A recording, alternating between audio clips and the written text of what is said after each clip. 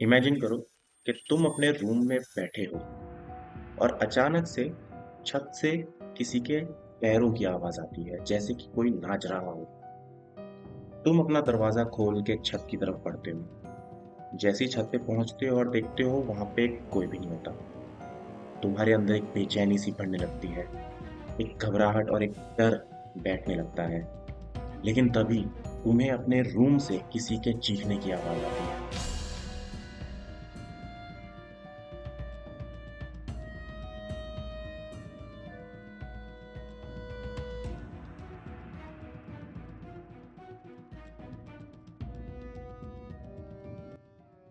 आज हम एक ऐसी हॉरर मिस्ट्री के बारे में बात करने वाले हैं जिसकी मिस्ट्री आज तक सॉल्व ही नहीं हो पाई, और यही मिस्ट्री आज तक हिस्ट्री में दर्ज है। और ये मिस्ट्री है द डांसिंग प्लेग 1518 की। इस कहानी में लोग बस नाचते चले गए जब तक कि उनकी मौत नहीं हो गई। स्ट्रॉसबर्ग 1518, फ्रांस का एक शहर जो किसी आम सुबह की तरह अपने डेली के रूटीन में लगा हुआ था। तभी एक औरत जिसका नाम था फ्रॉ ट्रोफेया अचानक से सड़क के बीच में जाती है और नाचना शुरू कर देती है। लोग उस औरत को देखते हैं, हंसते हैं। उन्हें लगता है कि शायद ये एक स्ट्रीट आर्टिस्ट है। लेकिन एक अलग बात ये थी कि फ्रॉ ट्रोफिया की बॉडी बिना किसी म्यूजिक के बस हिल रही थी, और मानो ऐसा लग रहा था कि वो खुद नहीं हिल रही। कोई एक ऐसी एनर्जी है, कोई ऐसी ताकत है जो उसे पकड़ के उसके पूरे शरीर को हिलाए जा रही है। लोग फ्रॉ ट्रोफिया का ये डांस देखते रहे, और धीरे धीरे फ्रॉ ट्रोफिया बस नाचती ही जा रही थी, वो रुक ही नहीं रही थी। नाचते नाचते शाम हुई, शाम से रात हुई, और काफी लोग फ्रॉ ट्रोफिया को देखकर डरने लगे। उस दिन काफी लोगों ने फ्रॉ ट्रोफिया को सड़क के ऊपर नाचते हुए देखा, लेकिन ज्यादा गौर नहीं किया। सब अपने अपने घर चले गए। लेकिन अगले दिन जब वही लोग देखते हैं कि फ्रॉ ट्रोफिया अभी भी सड़क पर नाचे जा रही है, और ऐसे ऐसे एक दिन, 2 दिन, फिर एक हफ्ते तक फ्रॉ ट्रोफिया उसी सड़क पर नाचे जा रही थी।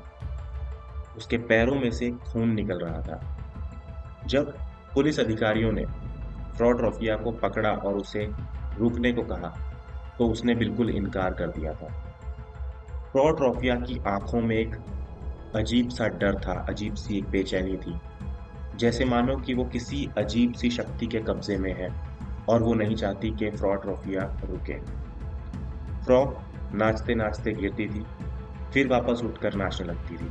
और ये बात स्ट्रॉसबर्ग के जो लोग थे उनके लिए काफी डरावनी थी। फ्रॉ ट्रोफिया की ये जो हरकत थी, ये शायद किसी मेंटल अनस्टेबल औरत की थी।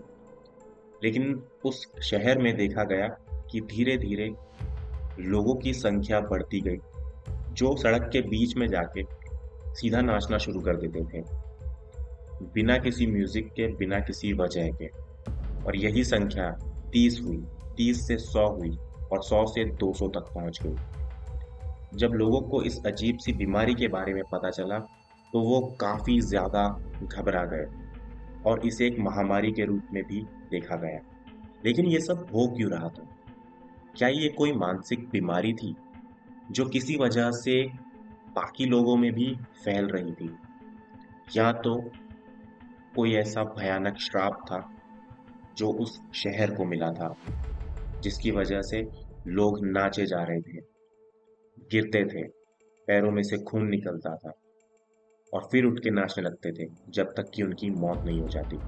उस वक्त स्ट्रॉसबर्ग भूखमरी और गरीबी से गुजर रहा था, और माना जाता है कि इस भूखमरी और गरीबी की वजह से लोगों के अंदर काफी ज्यादा स्ट्रेस था, और उसी स्ट्रेस के कारण लोग अपना शरीरी कंट्रोल खोने लग गए थे।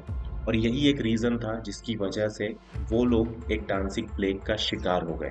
दूसरा रीजन एक्सपर्ट के द्वारा माना जाता है, जो कि है एर्गॉट पॉइजनिंग। एक्सपर्ट का मानना ये था कि लोग एर्गॉट नामक एक फंगस से इन्फेक्टेड है, जो कि एक एलएसडी जैसा हेलुसिनेशन क्रिएट करता है।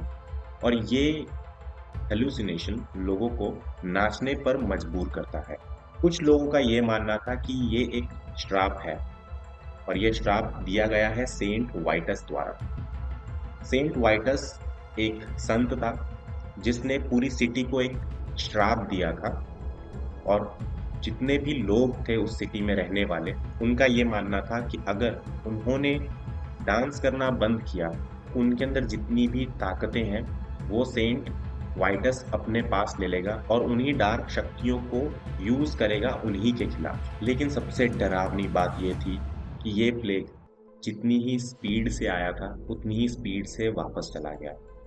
ना कोई क्योर, ना कोई एक्सप्लेनेशन, सिर्फ हिस्ट्री के पन्ने में ये दर्ज हो गया। और आज तक इस प्लेग के बारे में कभी भी कोई भी एक्सप्लेनेशन नहीं मिली। लेकिन क्या आज भी ये डांसिंग प्लेग हो सकता है? क्या आप भी बिना वजह, बिना किसी म्यूजिक के, बिना किसी वजह के डांस करने लगते हो? तो आज की ये स्टोरी आपको कैसी लगी हमें कमेंट सेक्शन में ज़रूर बताइएगा। और इसी तरीके की काफ़ी मिस्टीरियस, काफ़ी हॉरर, सनसनी भर देने वाली कहानियां हम हर हफ्ते लेके आते हैं एवरी फ्राइडे 7 PM। तो प्लीज़ जाके हमारे चैनल को सब्सक्राइब कर दीजिए और वो जो बेल नोटिफिकेशन है उसे भी ज़रूर दबा दीजिए। और हमें कमेंट सेक्शन में ज़रूर बताइएगा कि क्या आपके साथ कोई ऐसी घटना हुई है जो काफ़ी मिस्टीरियस है और उसे आप कभी सुलझा ही नहीं पाए। ज़रूर हमें बताइएगा। Thank you.